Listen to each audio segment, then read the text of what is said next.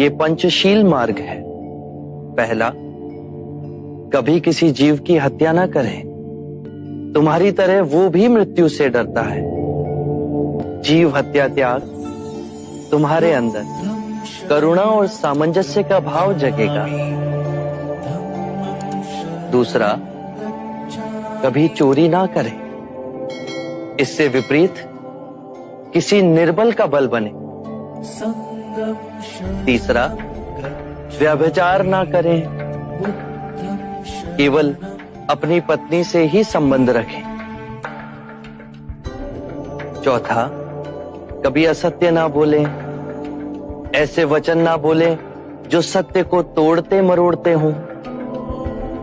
पांचवा, किसी भी नशीले पदार्थ का सेवन ना करें।